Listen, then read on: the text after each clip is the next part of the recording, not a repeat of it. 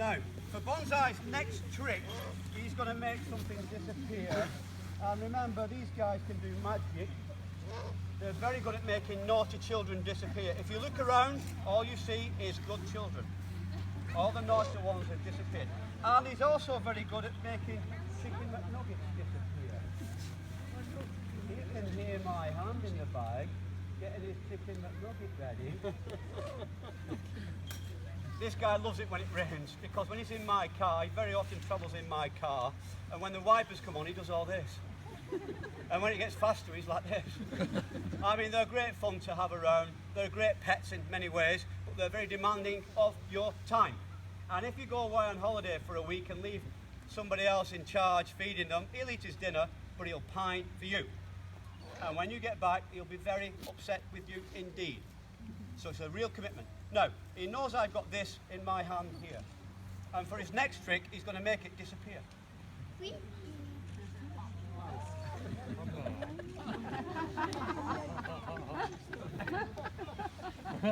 Anybody not impressed with that? No, remember, he learnt that trick when he was a little baby, very small baby. Because when he was a baby, I would spend a lot of time in the tea rooms with him, introducing him to crowds of people from that thing. And of course, this is how he got used to them. It doesn't bother him at all now. But of course, then he would copy the way you eat.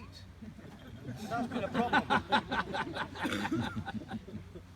Anyway, these guys don't rip food up like the first one. I deliberately fed the falcon up and down so you could see him tearing up all the food and storing it in a pouch. This guy is an owl. He doesn't store food. It goes straight in to his stomach. That's how efficient they are.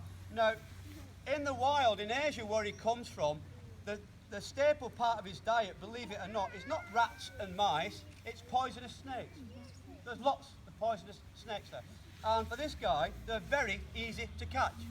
All he does is he jumps in front of them, he's sat in a tree, he can see them moving through the undergrowth, and he jumps in front of them and puts his wings out like this.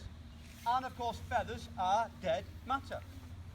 So the target doesn't matter. And then he grabs it very quickly, crushes the head, and starts to swallow it almost instantaneously. And I know that because he's now 21. When he was 7 years old, which is of course 14 years ago, he caught his first and only snake. It was an adder, and he caught it below that third bench, right there, during display. And I'm looking out for them every day now. We've got lots of adders around here. That's my house just there, and I know where there's 2 or 3 here.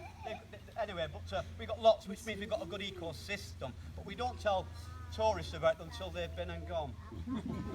Otherwise, they won't come. Anyway, not ready. Not ready.